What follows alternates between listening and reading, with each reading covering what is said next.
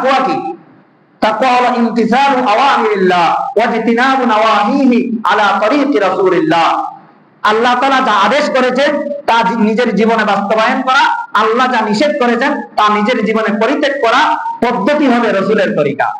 কার তরিকা? রাসূলের তরিকায় আমি আল্লাহর আদেশ মানবো, রাসূলের তরিকায় আমি আল্লাহর নিষিদ্ধ বিষয় থেকে কি থাকবো? বিরত থাকবো।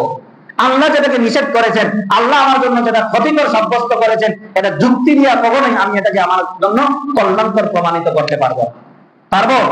পারবো। এখন আসেন আমাকে বলেন, কি বললাম? তাকওয়ার পরিচয় কি বললাম? আল্লাহর আদেশ বাস্তবায়ন করা, আল্লাহর নিষিদ্ধ বিষয়গুলো পরিত্যাগ করা। পদ্ধতি কার? রাসূলের। কার? রাসূলের শিখানো পদ্ধতি অনুযায়ী আমাকে মানতে হবে। এখন যদি কেউ বলে আমার দরবারে মুরিদ হইলে নামাজ লাগবে না, তরিকা কি রাসূলের না শয়তানের? রাসূল নামাজ পড়ে, নামাজ নিজে পড়েছেন, উম্মতকে তালিম দিয়েছেন। নামাজ পড়া ছাড়া কেউ আল্লাহর ওলি হয়েছে? কত বাবা আছে বলে এই দরবারে গেলে নামাজ লাগে না। কত মানুষ আফসোস লাগে, মুসলমান আকল বুদ্ধি আল্লাহ দিয়েছে, কিন্তু ওই যে আল্লাহর উপরে ভরসা না করে মানুষের উপরে ভরসা করতেছে, এর জন্য শয়তানও তাকে ধোঁকা দিচ্ছে। অমুক দরবারের মুরিদ আমি, আমার নামাজ লাগে না। এই কথা বলনেওয়ালা এই এলাকায় অনেক মানুষ আছে। অমুক দরবারে গেলে কি লাগে না? রমজানের রোজা রাখা লাগে না, এমন দরবারের পীরও আমাদের মুসলিম সমাজে আছে। এরা কি পীর না ভণ্ড? এরা কি মুসলমান না মুসলমানের দুশমন? মুসলমানের দুশমন। এর জন্য বাবা, আল্লাহর ওলি চেনার জন্য সর্বপ্রথম শর্তই হলো শরীয়তের উপরে আছে কিনা। শরীয়তের উপরে যদি থাকে না, তাহলে কি না আল্লাহর ওলি না, এর তো শয়তানের ওলি। কার ওলি? দুই ধরনের ওলি, মানে বন্ধু, হয় আল্লাহর বন্ধু না শয়তানের বন্ধু। কারণ আল্লাহ নিজে বলেছেন আল্লাহু ওয়ালিয়ুল্লাযিনা আমানু, আল্লাহ হলেন মুমিনের বন্ধু। ইউখরিজুহুম মিনাজ যুলুমাতি ইলান নূর, সূরা বাকারার 157 নম্বর আয়াত, আয়াতুল কুরসির পরের আয়াতের পরের আয়াত। ওয়াল্লাযিনা কাফারু, আর যারা কুফরি করে, আল্লাহর বিধানকে অস্বীকার করে, এরা হলো আউলিয়াউত তাগুত, তাগুতের বন্ধু। কার বন্ধু? তাগুতের বন্ধু। এবার যে আল্লাহর বিধান অনুযায়ী চললো না, নবীর তরিকা অনুযায়ী চলবে না, কোন সন্দেহ দ্বারা সে ভণ্ড, কোন সন্দেহ দ্বারা ভণ্ড। এবার আপনি নিজে সিদ্ধান্ত নেন, আপনি যে আল্লাহর দিন মেনে আল্লাহর ওলি হবেন নাকি বন্ডের সাথে বন্ড হবেন। নিজের ঈমান বিক্রি করে দিয়েন না, নিজের ঈমানটাকে নষ্ট করে দিয়েন না। এখন তো এমন পীরও বাইরে হয়েছে, আমার মরণকালে ডুরবাসী বাজাইও, এমন কথাও। এরাও পীর। এরাও কি? পীর। কয় গাঁজা খাইমু কেন? গাঁজা আল্লাহর সৃষ্টি না? কি কয় আল্লাহর সৃষ্টি না গাঁজা? আল্লাহ বানাইছে না এটা? তো ক্ষতি করে আল্লাহ বানাইলো কেন? আল্লাহ তো শুকরও বানাইছে, আল্লাহ তো পায়খানাও বানাইছে, পায়খানাও খা। আল্লাহ বানাইছে না এটা? প্রস্রাব কে দিছে? তা প্রস্রাবও খা। ওই যে মানি আতামাদা আলা আকলিহি বল্লা, যে নিজের বিবেক বুদ্ধির উপরে চলে সে পথভ্রষ্ট হবে, কারণ সে তো রাসূলের তরিকা অনুযায়ী চলে না। কিসের তরিকা অনুযায়ী চলে না? রাসূল যেটা শিখাইছেন। কয় গাঁজা এটা কি? মহিলার দিকে তাকাইবো না, এটা আল্লাহর সৃষ্টি না, আল্লাহর নিয়ামত দেখবে। নাউযুবিল্লাহ। আল্লাহ বলে নিয়ামত দেয়। কয় রোজা রাখবো, রোজা রাখবো কেন? পেটের ভিতরে কিরামাকড় আছে না, এগুলার খাওয়ান দাওয়ান লাগবে না, এগুলার কষ্ট দেওয়া না যায়। কি যুক্তি! শয়তানে কইছিল না আদম আলাইহিস সালাম কেন আমি সেজদা করব? সে মাটির তৈরি আর আমি আগুনের তৈরি, আমার পাওয়ার বেশি। এর এই যুক্তি। তাহলে শয়তানের যুক্তি দিয়ে যেরকম পথভ্রষ্ট গুমরা, এই যুক্তি দিয়ে পথভ্রষ্ট গুমরা। একে যারা মানবে তারাও পথভ্রষ্ট গুমরা। এবার আপনি নিজে সিদ্ধান্ত নেন, আপনি কি গুমরাহের দলে থাকবেন? তাকওয়া, আল্লাহর ভয় মানুষকে সব ধরনের গুনাহ থেকে বাঁচাইতে পারে। এর মধ্যে বুখারী শরীফের 6502 নম্বর হাদিসে এসেছে, হযরত আবু হুরায়রা রাদিয়াল্লাহু আনহু বলেন, ইন্নাল্লাহ ক্বালা মান আদানি ওয়ালিয়ান ফাকাদ আযানতুহু বিল হারবি। রব্বুল আলামিন নিজে ঘোষণা করেন, যখন আমার কোন ওলির সাথে, কোন বন্ধুর সাথে, দুনিয়ার জমিনের কোন দুশমন যখন, কোন কাফের বেদিন যখন দুশমনি করে, তখন আমি রব্বুল আলামিন আমার ওই আল্লাহর ওলি, আমার ওই বন্ধুর পক্ষ নিয়ে আরশে আজিমের মালিক যুদ্ধের ঘোষণা করে দেই। আল্লাহ নিজে মুমিনের পক্ষে নিয়ে যুদ্ধের ঘোষণা করেন। এবার রব্বুল আলামিন নিজেই বলতেছেন বান্দা কিভাবে আল্লাহর বন্ধু হবে, আল্লাহর ওলি হবে। এক নম্বর বান্দার দায়িত্ব হলো ওয়ামা তাকাররাবা ইলাইয়া আবদি বিশাইইন আহাব্বা ইলাইয়া মিম্মা তারাকতু আলাইহি। বান্দার উপরে আমি যে বিধানগুলো ফরজ করলাম, ওই ফরজ বিধান যখন বান্দা পালন করবে, ফরজ 5 ওয়াক্তের নামাজ কি? 5 ওয়াক্তের নামাজ ফরজ। সামর্থ্যবান ব্যক্তির উপরে হজ করা ফরজ। রমজান মাসে সকল বালেগ নারী পুরুষের উপর রোজা রাখা ফরজ। এরকম ফরজ বিধান, পর্দা করা ফরজ, সতর ঢেকে রাখা পুরুষের জন্য নাভি থেকে হাঁটু পর্যন্ত, নারীর জন্য এই সতর 3 ক্যাটাগরি। নারীর সতর কয় ক্যাটাগরি? 3 ক্যাটাগরি। নামাজের সতর আর স্বাভাবিক অবস্থার সতর কি এক না। সন্তান যারা মাহরাম তাদের সামনের সতর হলো শরীর ঢেকে রাখবে, হাত মুখ বা এগুলা খোলা রাখতে পারবে কিনা মাহরামের সামনে। কার সামনে? সন্তান, ভাই, বাবা, এদের সামনে। আর পরপুরুষের সামনে পুরো শরীর ঢেকে রাখা তার জন্য সতর। কি ঢেকে রাখা? ফরজ বিধান। আল্লাহ বলেন যে ব্যক্তি ফরজ বিধান পালন করবে সে আমার প্রিয় হওয়ার কাছাকাছি হয়ে গেল, আমার প্রিয় হয়ে গেল। ওমা তাকাররাবা ইলাইয়া আবদি বিশাইইন, বান্দা এমন কোন জিনিস নাই যেটা দিয়ে আমার নৈকট্য অর্জন করে আর এটা আমার কাছে প্রিয়, তবে ওই জিনিস আমার কাছে প্রিয় যেটা আমি তার জন্য ফরজ করেছি, এটা যখন পালন করবে তখন সে আমার নৈকট্য অর্জন করলো, আমার প্রিয় হয়ে গেল। তাহলে 1 নম্বরে ফরজ বিধান পালন করা। কি করা? ফরজ। 2 নম্বরে যখন কোন মুমিন বান্দা ফরজ আদায় করবে, ফরজ আদায় করার পরে তার দ্বিতীয় দায়িত্ব আল্লাহ তাআলার নৈকট্য অর্জন করা, খাস হওয়া। কি হওয়া? খাস হওয়া। এক হলো দলের কর্মী হওয়া, আরেক হলো দলের লিডারের ডান হাত বাম হাত হওয়া। দুইটা দুই রকম না?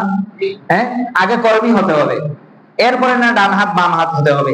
তো যে আল্লাহর ওলি হয়ে গেল সে যেন কেমন আল্লাহ তাআলার আহাল হয়ে গেল, আল্লাহ তাআলার প্রিয় হয়ে গেল। এবার এই আল্লাহর ওলির ব্যাপারে আল্লাহর ঘোষণা হলো, এই ধরনের আমার বন্ধুর সাথে কেউ জমিনের কেউ দুশমনী করবে, স্বয়ং আরশে আজিমের মালিক আমি ওই দুশমনের জন্য যুদ্ধের ঘোষণা করি। এবার কিভাবে আল্লাহর ওলি হবো? রব্বুল আলামিন নিজে ওয়ালা ইয়াজালু আবদি ইয়াতাকাররাবু ইলাইয়া বিন নওয়াফিল হাত্তা উহিব্বাহু।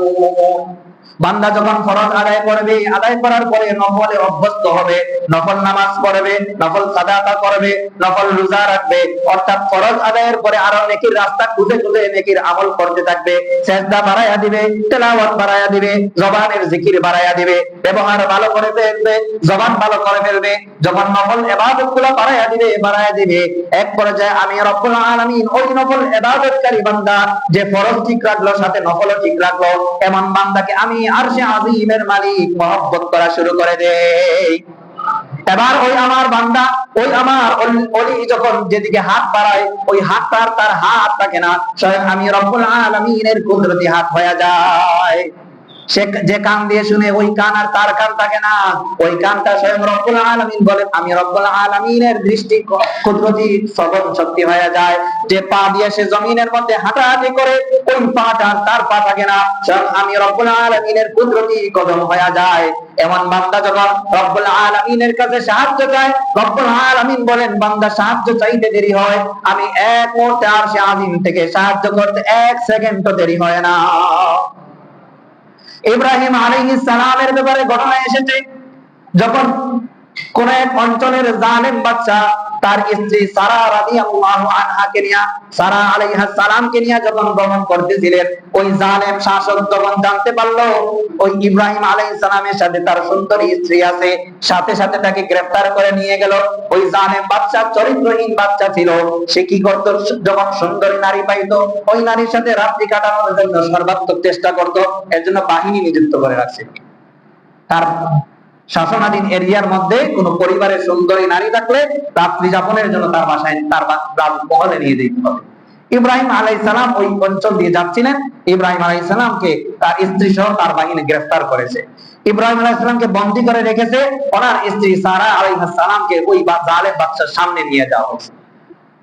হযরত সারা আলাইহিস সালামকে যখন সামনে নিয়ে যাওয়া হলো, ইব্রাহিম আলাইহিস সালাম ওই জালেমের চরিত্রের ব্যাপারে জানতেন। এবার ইব্রাহিম আলাইহিস সালাম রব্বুল আলামিনের দরবারে নামাজের মধ্যে দাঁড়ায়া গেলেন।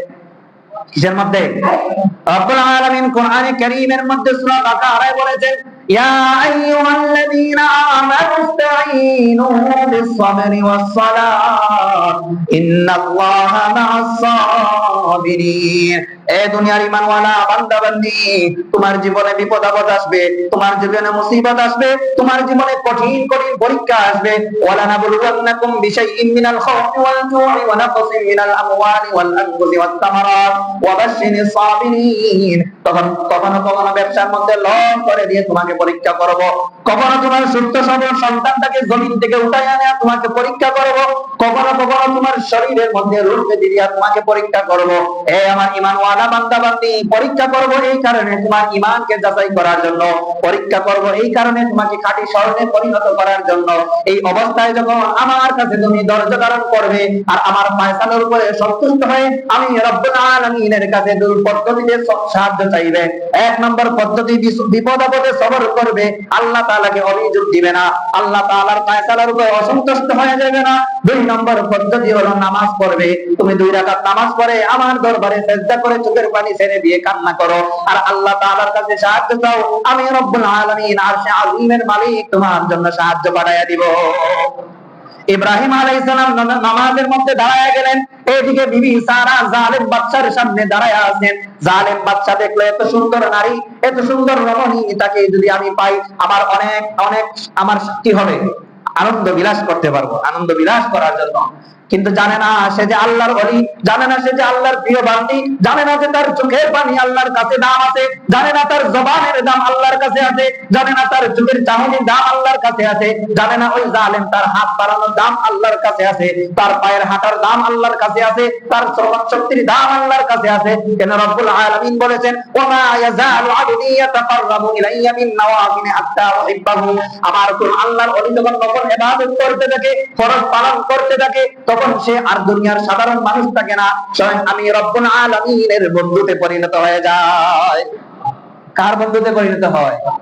এবার ওই জালেম বাদশা যখন বিবি সারা আলাইহিস সালামের দিকে হাত বাড়াবে ধরার জন্য, সাথে সাথেই তার হাতটা অবশ হয়ে যায়। বলেন না আল্লাহু আকবার। হাত বাড়ায়, হাত অবশ হয়ে যায়, সামনে অগ্রসর হতে চায়, চোখ বন্ধ হয়ে যায়, দেখে না কিছু চোখে।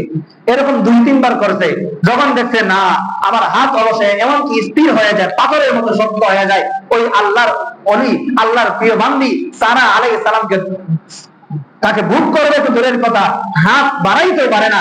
আল্লাহ তাআলা তার আসমানি ফয়সালা, ওই ওলি বলছেন, আল্লাহ মান আদানি ওয়ালিয়ান, আমার কোন ওলির সাথে, আমার কোন বন্ধুর সাথে কোন দুশমনি করবে, আমি রব্বুল আলামিন স্বয়ং তার সাথে যুদ্ধের ঘোষণা করে দেই। আল্লাহর যুদ্ধ করার জন্য সৈন্য সামন্ত অস্ত্রের প্রয়োজন হয় না। আল্লাহ যদি শুরু বলে কোন, সাথে সাথে ফায়ার।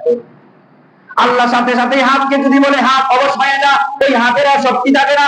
দুশমন আল্লাহর ওলির দিকে হাত বাড়াইছে, সারা আলাইহিস সালাম শুধু জবান দিয়ে এতটুকু বলেছে, হে আরশে আযীমের মালিক, আপনি জানেন আমার এই সতীত্ব, আপনি জানেন আমার এই শরীর, আপনি জানেন আমার শরীরের প্রত্যেকটা অঙ্গ প্রত্যঙ্গ, আপনি জানেন আমার চেহারার চাহনি, আমার চোখের চাহনি, আমার কানের শ্রবণ শক্তি, আমার হাতের স্পর্শ, আমার পায়ের গমন শক্তি, সব কিছু আমার স্বামীর জন্য নিয়োজিত।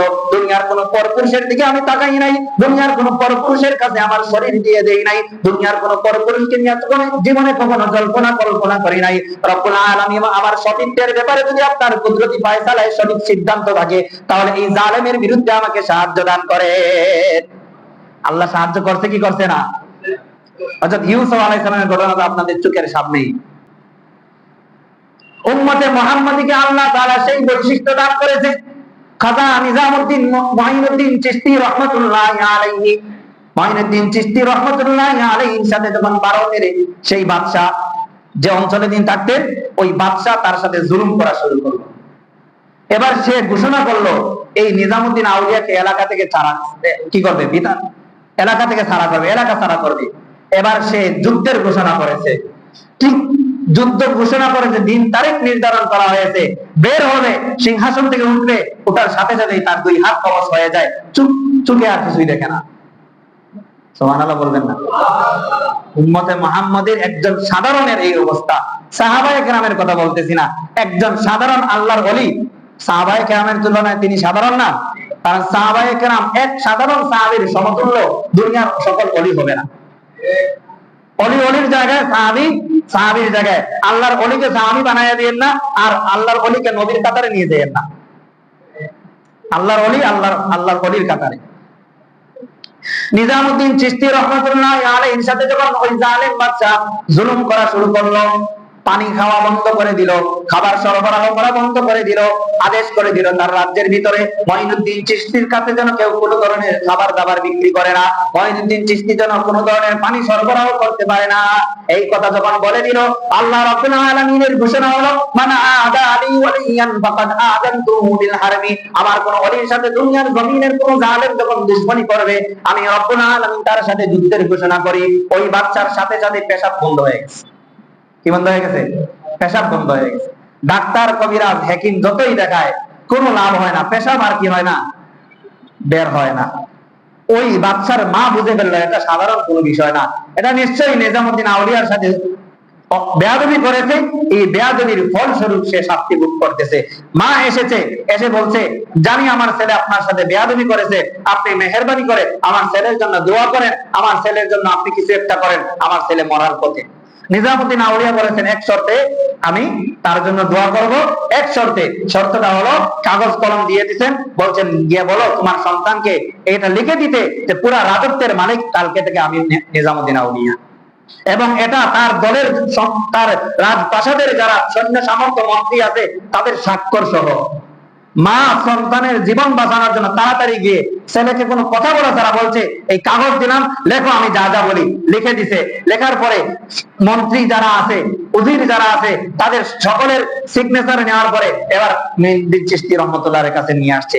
মা যখন আনছে, আনার পরে কাগজটা হাতে নিচ্ছেন নিজামউদ্দিন আউলিয়া, নিয়ে এটাকে ছিঁড়ছেন, টুকরা টুকরা করেছেন। টুকরা টুকরা করে একটা পাত্রের মধ্যে পানি ছিল, ওই পানির মধ্যে ভিজাইয়া বলছেন, এবার যাও তোমার সন্তানকে বলো এটার মধ্যে প্রস্রাব করতে। কি করতে? প্রস্রাব করতে। এবার যখন মা নিয়ে গেল এবং ওই বাচ্চার সামনে দিয়ে বলল যখন প্রস্রাব করার কথা, সাথে সাথেই আল্লাহ তাআলার আদেশে ওই জালেম বাচ্চা প্রস্রাব করা শুরু করলো। কিসের মধ্যে? ওই সে নিজ হাতে যেটা লিখছিল রাজত্বের কথা, ওই রাজত্বের লিখিত কাগজের টুকরার মধ্যে কি করতেছে? প্রস্রাব করতেছে।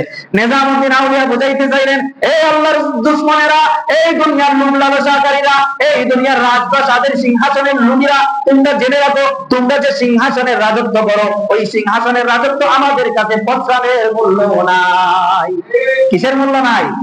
তোমাদের প্রস্রাবের মূল্য তোমাদের এই রাজত্বের নাই।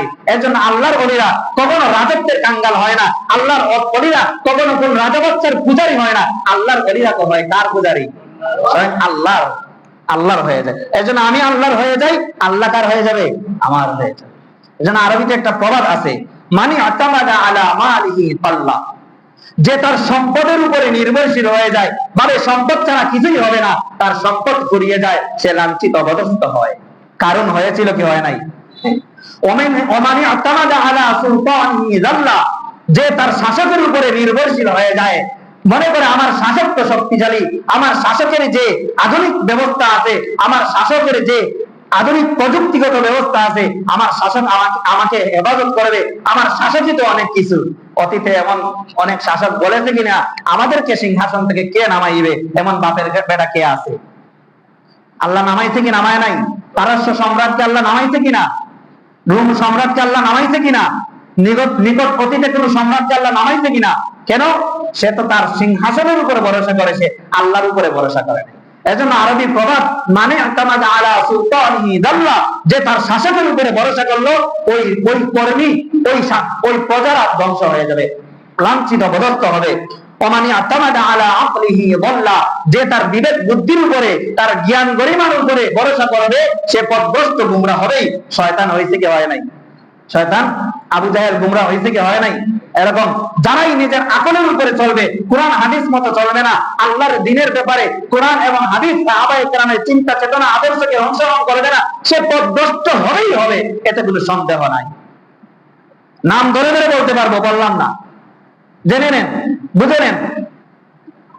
নিজের আকল গরিমা দিয়ে কখনো কি সঠিক পথে যাওয়া যাবে না, যতক্ষণ না আল্লাহর সাহায্য থাকবে, যতক্ষণ না আল্লাহর উপরে ভরসা থাকবে, যতক্ষণ না আল্লাহ এবং তার রাসূলের আদর্শ আপনি অনুসরণ না করবেন, যতক্ষণ না দ্বীনের ব্যাপারে, যতক্ষণ না আকলের ব্যাপারে সাহাবায়ে কেরামের কর্মপদ্ধতি অনুসরণ করবে না, গুমরা হবেই হবে। ওমানি আতামাদা আলান নাসি মাল্লাহ, যে মানুষের উপরে ভরসা করবে সে নিরাশ হবে। মানুষের উপরে যে নিরাশ কি হবে, ভরসা করবে মানুষ আমাকে দিবে, সমাজ আমাকে দিবে, এই চিন্তা যার ভিতরে থাকবে সে লাঞ্ছিত অপদস্থ, সে নিরাশ হবে। সে কি হবে? নিরাশ হবে। ওমানি আতামাদা আলাল্লাহ, আর যে আল্লাহর উপরে ভরসা করবে ফালা কাল্লা ওয়ালা যাল্লা ওয়ালা যাল্লা ওয়ালা মাল্লা, সে কখনোই পথভ্রষ্ট হবে না, কখনোই তার জীবনের সম্পদ ফুরিয়ে যাবে না, কখনোই সে লাঞ্ছিত অপদস্থ হবে না, কখনোই সে হতাশগ্রস্ত হবে না। কেননা রব্বুল আলামিন ফাইন্নাহু ইয়াকুলু ফি কালামিহি ওয়া মান ইয়াতাওয়াক্কাল আলাল্লাহ, যে ব্যক্তি আল্লাহ তাআলার উপরে ভরসা করলো ফাহুয়া হাসবুহ, আল্লাহ তার জন্য যথেষ্ট। কার জন্য যথেষ্ট? সম্পদের ব্যাপারে আল্লাহ যথেষ্ট, শাসকের জুলুমের ব্যাপারে আল্লাহ যথেষ্ট, জ্ঞানের সঠিক রাস্তা দেখানোর ব্যাপারে আল্লাহ যথেষ্ট, মানুষের সাহায্য করার থেকে আল্লাহ যথেষ্ট। এর জন্য ভরসা হবে কার উপরে? আল্লাহর উপরে। কোন শয়তানের সামনে যখন এই কথাটা আপনি বারবার করবেন, ওয়ানাইয়া তাওয়াক্কাল আলাল্লাহি ফাহুয়া হাসবুহ ইন্নাল্লাহা বালিগু আমরি ক্বাদ জাআলাল্লাহু লিকুল্লি শাইইন কদরা। জিনে আক্রান্ত অনেক রোগী আছে না, ব্ল্যাক ম্যাজিকে আক্রান্ত রোগী আছে না, সূরা তালাকের 3 নম্বর আয়াত, এটা বারবার করবেন। কোন দুনিয়ার কোন যত বড় শক্তিশালী শয়তান হোক না কেন সে টিকে থাকতে পারবে না, সে শরীর থেকে যাইতেই হবে। কারণ মুমিনের ভরসা কার উপরে? আল্লাহর উপরে। শয়তানের ভরসা তো জিনের নিজের উপরে, আর নিজের বস্তুর উপরে, জিনিসের উপরে, জাদুমন্ত্রের উপরে। এর জন্য কবিরাজরা কোরআনকে ভয় পায়। কাকে ভয় পায়? আমরা তো উচ্চাদ খালি কবিরাজের কাছে। কোরআনের উপর আমল করেন না বাবা, দেখেন না সূরা তালাকের 3 নম্বর আয়াত। তাহলে ভরসা হবে কার উপরে? আল্লাহর উপরে। আল্লাহর উপরে যখন ভরসা হবে, আমি যখন আল্লাহর পথে চলে আসব, আল্লাহর ভয় আমার ভিতরে জাগ্রত হবে, স্বয়ং রব্বুল আলামিন আমার সাহায্যকারী হয়ে যাবে। আল্লাহ অন্য জায়গায় বলেন, আলা ইন্না আউলিয়া আল্লাহি লা খাউফুন আলাইহিম ওয়ালা হুম ইয়াহজানুন, যারা আল্লাহর ওলি হয়ে যাবে তাদের কোনো খৌফ নাই, কোনো ভয় নাই, তাদের কোনো চিন্তাও নাই। এবার আল্লাহর ওলি হবে কিভাবে?